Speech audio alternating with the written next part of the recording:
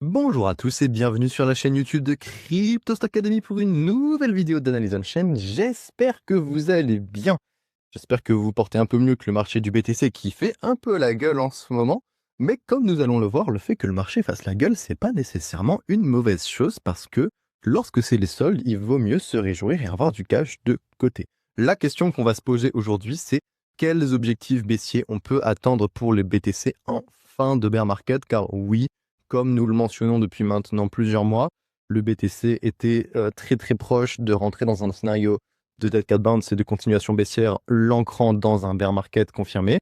Et nous avons eu cette confirmation au cours des dernières semaines, même des derniers jours, dans l'ensemble. On va faire un petit point là-dessus aujourd'hui. L'analyse va se sectionner en deux parties principales. Une partie où on va regarder un peu les fondamentaux on-chain. Ah, je vais y arriver, excusez-moi.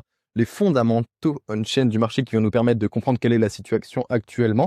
Est-ce qu'on est dans un bear market avancé, terminal? Est-ce qu'il y a encore un potentiel de baisse intéressant ou est-ce qu'on arrive proche d'un point de saturation baissier assez important? Ça, c'est notre première question. Où est-ce qu'on se situe, grosso modo? Et la seconde question, c'est vis-à-vis de où est-ce qu'on se situe maintenant? Quel objectif baissier, quelle zone de prix on pourrait potentiellement atteindre pour une fin de bear market? Et vous allez voir que pour cette fois-ci, j'ai des réponses plutôt précises à vous offrir avec deux méthodes. Une méthode qui vous donne des prix précis et une méthode qui vous donne plutôt un suivi comportemental des fins de bear market. Avant de lancer cette vidéo qui va peut-être être un petit peu plus longue que les autres, je précise parce que je vais essayer d'entrer dans certains détails, je vous invite bien sûr à aller nous soutenir sur la chaîne YouTube de Cryptost Academy. Ça ne vous coûte pas grand-chose, un petit like, un petit abonnement. Et puis nous, ça nous soutient énormément, donc n'hésitez pas à me faire vos retours si vous appréciez ce type d'analyse et si vous voulez peut-être que j'analyse d'autres sujets, d'autres thématiques dans le futur. Et bien sûr, si vous voulez aller plus loin et parier sur votre propre compétence, vous former dans plein de domaines tels que l'analyse on-chain, l'analyse technique, l'analyse fondamentale, et que ou simplement vous voulez faire partie d'une communauté d'analystes qui est toujours présente pour vous épauler et vous aiguiller dans toute situation, n'hésitez pas à venir nous rejoindre sur Cryptost Academy comme vous le savez déjà. Bien, on va lancer notre petite analyse du jour de ce jeudi 5 février en observant rapidement le cours du BTC qui, comme nous l'avions présagé, après le range entre les 85 et les 95, l'extension haussière au-dessus des 95 qui s'est révélée être du coup une résistance solide a amené un dead cat bounce. Ce dead cat bounce a amené l'invalidation du seuil des 85 et ensuite on a plongé directement. On a traversé toute la zone des 80-75 assez rapidement au cours des derniers jours et là on se situe aux alentours des 73 000 $. Donc dans l'ensemble on se situe en dessous de l'ATH du cycle précédent. Alors non, je dis une bêtise, excusez-moi. Je pensais qu'il était aux alentours des 75, mais ça dépend sur quelle unité.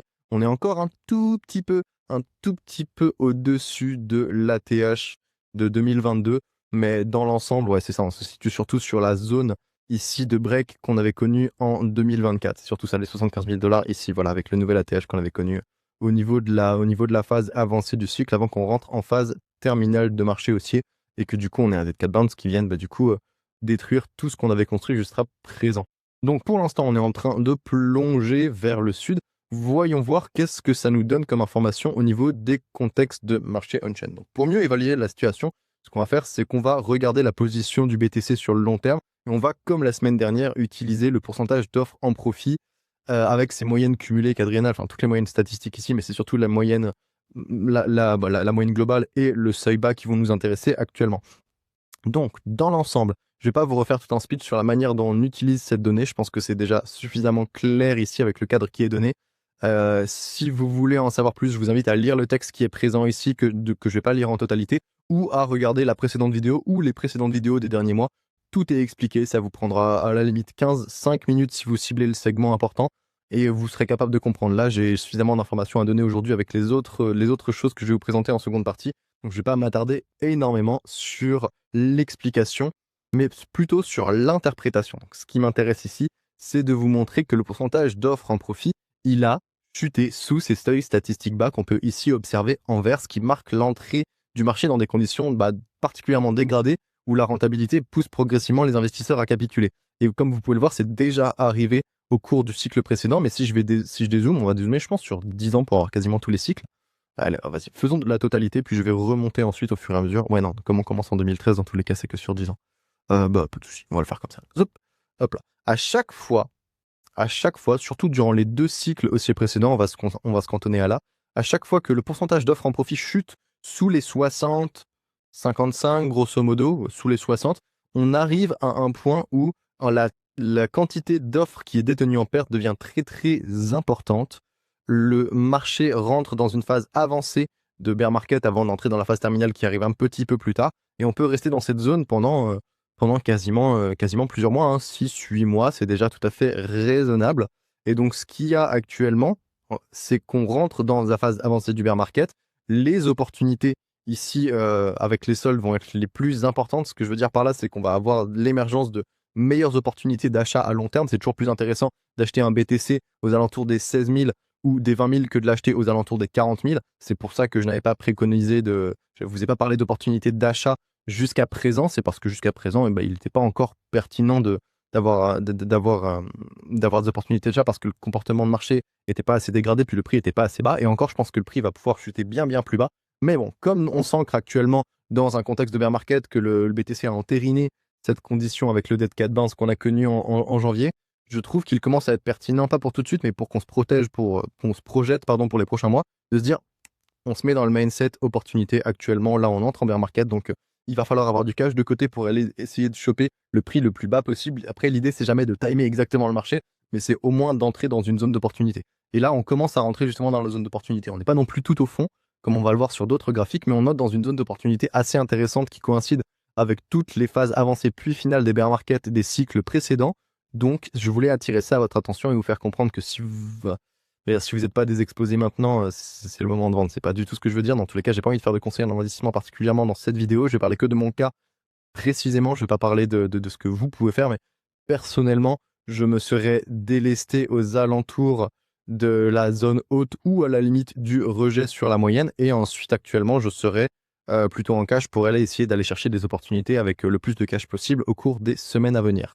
On peut quand même supposer qu'on ait une certaine marge de manœuvre à la baisse, parce que quand on applique le cadre d'analyse du coût statistique ici présent au ratio MVRV, qui lui mesure la rentabilité moyenne des investisseurs, eh bien on se rend compte que après le rejet qu'on a eu à la mi-janvier, eh ben, l'indicateur il a baissé, c'est clair. Là, actuellement, il a une valeur d'à peu près 1,50, ce qui veut dire 1,36 plutôt, ce qui veut dire que l'investisseur moyen a encore un profil latent de 36%, ce qui est vraiment, vraiment pas énorme. Mais dans l'ensemble, ça nous indique surtout que l'indicateur, il n'a pas encore atteint les seuils statistiques bas qui, historiquement, donnent lieu à la phase terminale d'un cycle baissier. Je pense que ça pourrait encore nécessiter quelques mois, le temps qu'on atteigne un peu 1 et en dessous de 1, comme ça a pu être le cas durant les cycles précédents.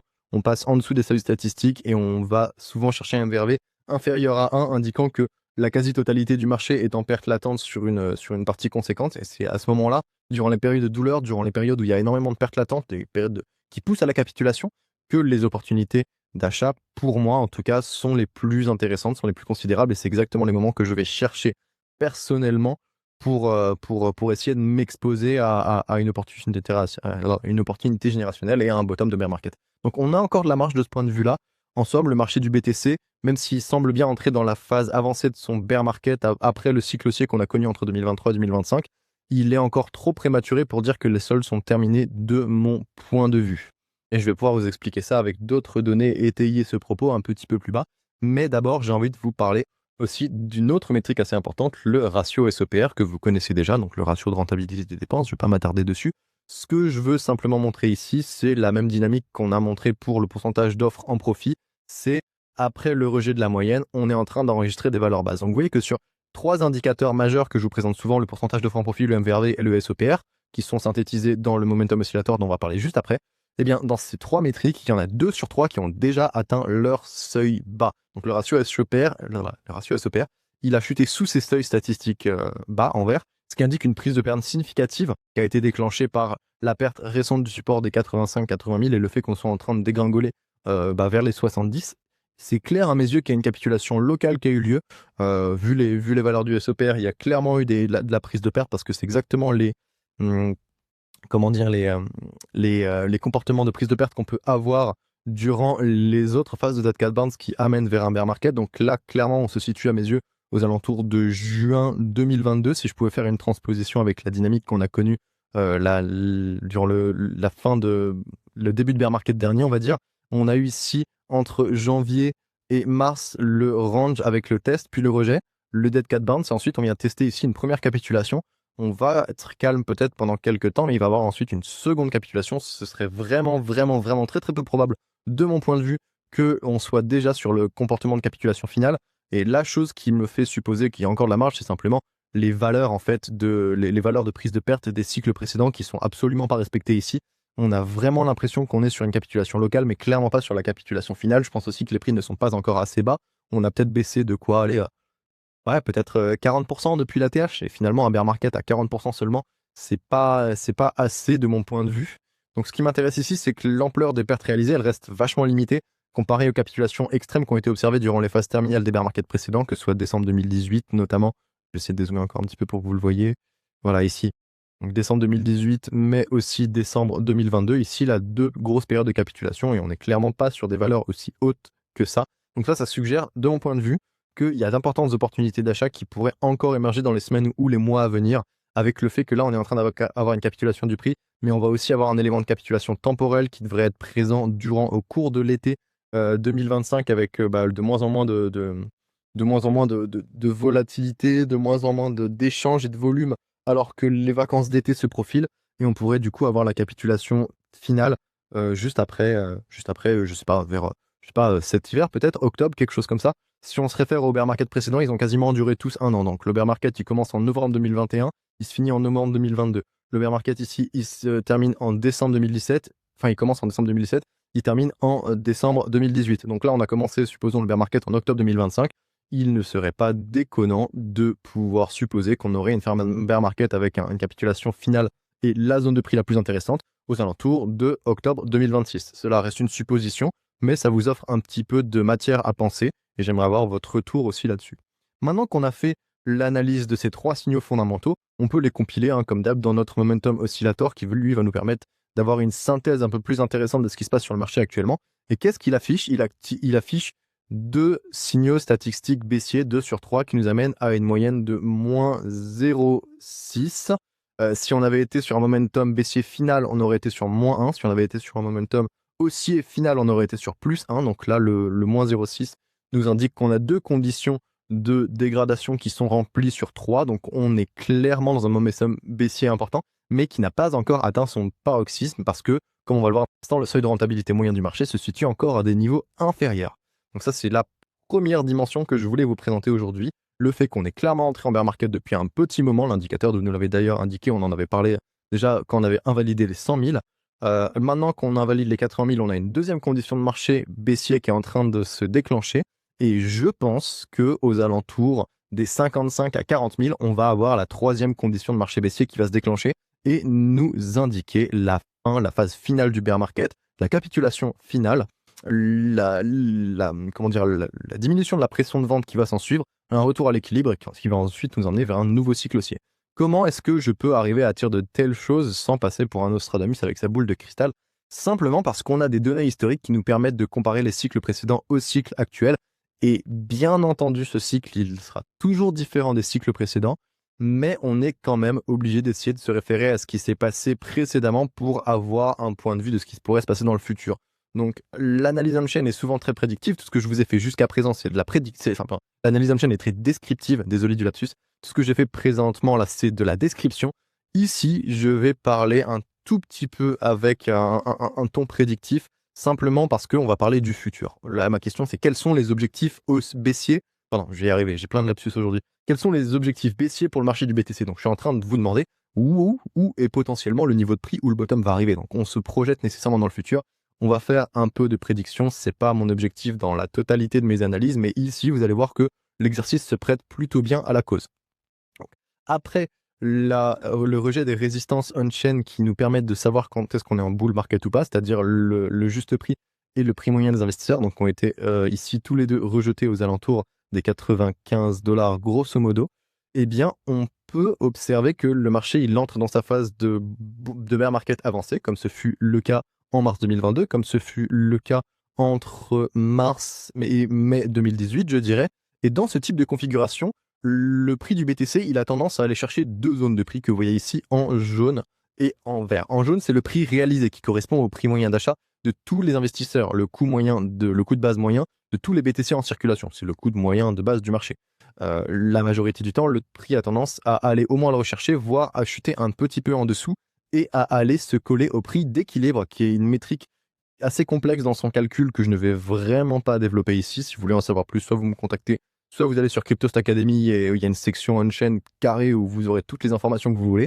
Mais je ne vais pas m'attarder là-dessus ici. Tout ce que je veux vous faire comprendre, c'est que le prix d'équilibre, il prend en compte à la fois la rentabilité latente, qui est une dimension du prix réalisé, mais il prend aussi en compte l'ancienneté de l'offre et notamment l'ancienneté des volumes de dépenses. Donc c'est quelque chose qui est assez intéressant à observer parce que ça va pondérer la valeur du marché par rapport au comportement d'achat, enfin plutôt le comportement d'épargne ou de dépenses des investisseurs dans la globalité. Donc c'est un indicateur qui est assez poussé et qui, jusqu'à présent, d'ailleurs si je peux dézoomer un petit peu, on va reprendre tout l'historique, qui jusqu'à présent ces deux modèles ont super bien permis d'optimiser et de cibler les fins de marché baissier comme vous pouvez le voir.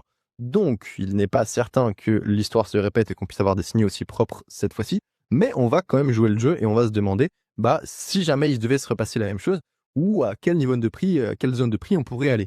Eh bien, lors des cycles précédents, les paroxysmes baissiers, ils ont atteint du coup ces deux niveaux avec une capitulation finale qui a permis un épuisement progressif de la pression de vente. Et actuellement, ces deux niveaux, ils se situent aux alentours des 55 000 / 40 000 $, ce qui correspond à une baisse potentielle de moins 56 à moins 68% depuis l'ATH des 125 000 connu en octobre 2025. À titre de référence, les valeurs pour les bear markets précédents étaient pour le prix réalisé de 4 800 et pour le prix équilibré de 3 800. Donc ça nous donnait une zone d'achat entre 5 et 4 000, grosso modo, qui est plutôt tout à fait honnête vu la performance qu'on a pu avoir ensuite, avec un gros x10 même plus, vis-à-vis du bottom. Et pour le bottom de 2022, c'était le prix réalisé à 20 000 et le prix équilibré à 16 000, donc une moyenne de 18 000. 18 000, si on prend le prix actuel, on n'a pas fait x10, mais on a fait quand même une très très belle performance si on arrive à accumuler sur ces niveaux. Donc moi, je serais tout particulièrement intéressé à commencer à ouvrir un DCA. Bien sûr, là, ce n'est pas du conseil d'investissement. Je projette et je parle seulement de ma stratégie personnelle. Vous ferez bien ce que vous voulez, ça n'engage que vous. Je ne veux pas vous influencer là-dessus, je veux simplement vous donner de la matière à penser. C'est ce qui m'intéresse ici au cours de cette analyse. Mais personnellement, j'aurais tendance à ouvrir un DCA plutôt agressif à partir du prix réalisé vers les 55. Et si on chute vers les 40, voire en dessous des 40, là, je pense que je vends un rein assez facilement pour essayer de choper le bottom le plus bas possible pour avoir la meilleure performance ensuite. Donc je ne serai pas du tout à l'encontre. Évidemment, je ne vous incite pas du tout à aller vendre un rein pour acheter du Bitcoin. C'est évidemment du sarcasme. Mais vous comprenez où je veux en venir. Il y aura une opportunité d'achat qui sera particulièrement intéressante, où il sera très très opportun de potentiellement s'exposer au prix à ce niveau. En ce qui me concerne, en tout cas, chacun a sa gestion du risque et ses comportements qui lui sont propres. Donc ça, c'est pour avoir des objectifs de prix définis. Vous me dites, ok, combien, chef? Bon, 55 000, 40 000, c'est plutôt ok. Maintenant, je vais vous donner une autre méthode qui est aussi très très intéressante et que je privilégie en fait d'une certaine façon, même s'il n'y a pas du coup de niveau de prix fixe. Je trouve que c'est une méthode qui est très très intéressante. Quand on va combiner le prix réalisé en orange avec du coup le prix réalisé des investisseurs à court terme, dont on a déjà parlé précédemment, et le prix réalisé des investisseurs à long terme, donc quand on prend les trois variantes, eh bien en fait, il est possible d'identifier des formes d'étapes qui permettent de marquer la formation d'un bottom de marché baissier en 2 étapes, plus une troisième grosso modo. Les étapes sont les suivantes. Je vais zoomer sur un bear market en particulier pour illustrer ça, puis après je vous montrerai sur l'autre pour que ce soit un peu plus clair. Alors, premièrement, on a le prix spot du BTC qui va passer sous l'ensemble des prix réalisés, ici. Donc ça va de ici, à peu près du 19 novembre 2018 jusqu'au 27 mars 2019. Donc quand même une bonne période où le prix spot du BTC est en dessous de tous les prix réalisés. Ok, d'accord. À partir de ce moment-là, on rentre dans un contexte de pression généralisée où toutes les cohortes d'investisseurs sont en perte. Si le prix du BTC est en dessous de votre prix moyen d'achat, c'est que vous êtes en perte. Là, la quasi-totalité du marché, que ce soit les investisseurs à court terme, les investisseurs moyens ou les investisseurs à long terme, qui sont pourtant les plus aguerris, sont tous en perte. Donc là, on est clairement dans un moment où il y a une belle opportunité de base.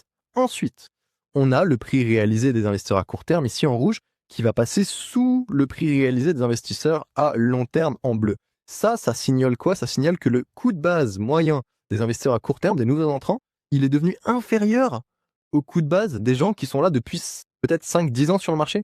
Qu'est-ce que ça veut dire? Ça veut dire que les nouveaux entrants, ils sont en train d'acheter un prix inférieur à celui des investisseurs les plus aguerris. Donc ça veut dire que le prix est descendu tellement bas que même les plus gros investisseurs sont dans la sauce et qu'à partir de ce moment-là, il y a une courte période de temps où les nouveaux entrants, ils peuvent acheter moins cher en moyenne que les gens qui sont là depuis peut-être 1 ou 2 cycles. Bref, c'est une métaphore, c'est une idée, hein. Évidemment, c'est pas le cas littéral, mais ça donne quand même une idée en fait de l'opportunité qui se profile. Et ensuite, donc cette période-là, pour le bear market de 2018, elle a été entre le 30 janvier 2019 et le 4 mai 2019. Et ensuite, on a une troisième condition, c'est la conjonction de ces deux conditions précédentes qui m'intéresse. Oui, bon, après, il y a la troisième phase où le prix spot, il repasse au-dessus, qui permet à la rentabilité à court terme de soutenir un nouveau cycle de croissance. Voilà, c'est juste qu'on sort du contexte de marché baissier après l'impulsion haussière. J'ai pas trop envie d'en parler, c'est pas très très intéressant ici. Ce qui nous intéresse, nous, c'est de cibler ici la zone que vous voyez en violet, qui est la conjonction des deux conditions bleues et rouges. Donc ici, on a une fenêtre d'opportunité de quelques semaines qui va se former généralement entre les étapes 1 et 2 lorsqu'elles se superposent, et elle décrit un retour progressif à l'équilibre après la capitulation finale. Donc on a la capitulation finale, tout le monde est dans la sauce, on vend, on a un retour à l'équilibre ici, avec vu qu'il y a la capitulation finale, on a un épuisement de la pression de vente parce que tout le monde a vendu. Donc en fait, si tout le monde a vendu, qui est-ce qui peut encore vendre? Plus grand monde. Les prix sont très très bas. Vu que les prix sont très très bas, il commence à avoir des gens qui se disent là, moi je veux bien acheter. Et du coup, on a une pression de vente qui s'est épuisée au fur et à mesure du temps, une pression de demande qui est en train de revenir parce que les prix sont quand même particulièrement intéressants. Et du coup, ça amène un équilibre où peu à peu, le momentum baissier va commencer à ralentir, le marché va retrouver un point d'équilibre et ensuite, avec la demande, il va retrouver un momentum haussier et on est reparti pour un nouveau cycle haussier. Donc j'espère que c'est plus ou moins clair pour vous ce que je suis en train de vous présenter. C'est simplement une suite de conditions qui permet au marché baissier d'atteindre leur paroxysme et ensuite de se terminer. C'est littéralement, on va avoir un prix qui est tellement bas que tout le monde va être sous pression, donc tout le monde va capituler. Une fois que tout le monde aura capitulé, il n'y aura plus personne pour vendre, les prix sont très bas, il y a beaucoup de gens qui vont vouloir acheter, vu qu'il n'y a plus personne pour vendre, il n'y a rien que pour compenser la pression d'achat, et hop, on repart sur un autre cycle. Et on pourrait faire le même délire pour les fins de cycle haussier, mais là, j'ai vraiment envie de faire l'expérience de penser pour les fins de cycle baissier, donc j'espère que c'est plus ou moins clair. Il faut savoir qu'à ce stade, le marché baissier qu'on a actuellement, il est encore très très loin, très très éloigné de ces conditions, hein. On n'est même pas descendu sous le prix réalisé, donc on est encore loin de tout ça. Ça peut prendre plusieurs mois pour se matérialiser. Et comme je vous l'ai dit précédemment, étant donné que les cycles baissiers précédents, ils ont une durée moyenne d'à peu près 1 an, je pense que cette phase, elle pourrait émerger à partir d'octobre 2026. Donc, pour faire simple, objectif 55-40 000 aux alentours d'octobre, et on ira observer ce comportement en live s'il a lieu, et je vous remettrai l'analyse de cette semaine en vous disant souvenez-vous, le 5 février, le jeudi 5 février, on en avait parlé, maintenant on est en octobre 2026, regardez, il est en train de se passer exactement ce qu'on avait prédit, alors que même j'aime pas faire prédiction, ça a marché. Enfin, du moins c'est ce que j'espère. On se retrouvera en octobre pour voir si jamais j'ai dit des bêtises ou pas. Mais j'espère que vous comprenez en tout cas là où je veux en venir. C'est particulièrement limpide pour moi. J'essaie de faire en sorte que ça soit particulièrement limpide pour vous aussi, cette suite logique d'événements qui amène du coup à des conditions de marché qui vont évoluer. N'hésitez pas à me faire des retours si vous appréciez ce que je suis en train de vous proposer. On arrive tranquille vers la fin de la vidéo, on va faire le petit récap ensemble. Donc le BTC entérine son scénario de Dead Cat Bounce et progresse vers la phase avancée de son cycle baissier qui succède au marché haussier de 2023-2025. La dynamique marque l'entrée dans des conditions de marché dégradées où la rentabilité et cette baisse de rentabilité, la dégradation de la rentabilité va pousser progressivement les investisseurs à vendre et à capituler.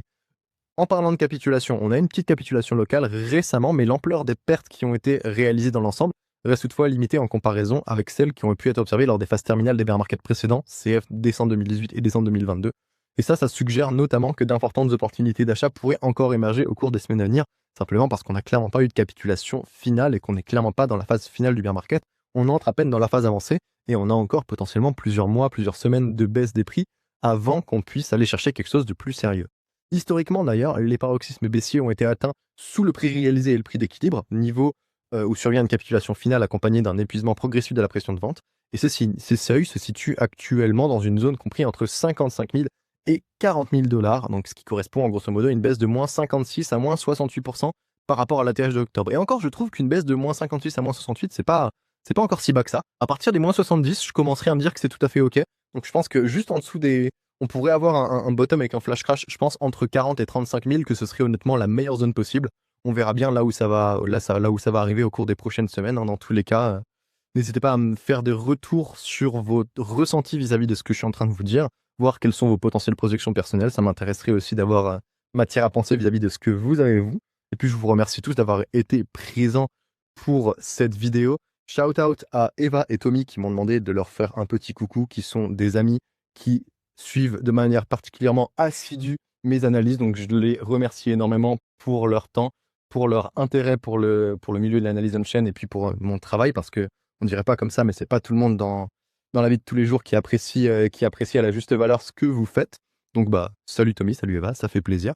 Et puis je vous remercie tous d'avoir été présents, tous les auditeurs. N'hésitez pas à me faire vos retours. Vous pouvez bien sûr aller consulter l'article directement sur le site gratuitement de Cryptos. Il y a plein d'annotations, donc je vous invite vraiment à aller le consulter pour ceux qui ont un petit peu de temps, parce que tout ce que je viens de vous présenter ici, c'est exactement ce qui est présenté, mais avec des annotations supplémentaires qui vous permettent de mieux visualiser ce qui peut paraître évident pour moi, parce que j'ai l'habitude de manier les données on-chain.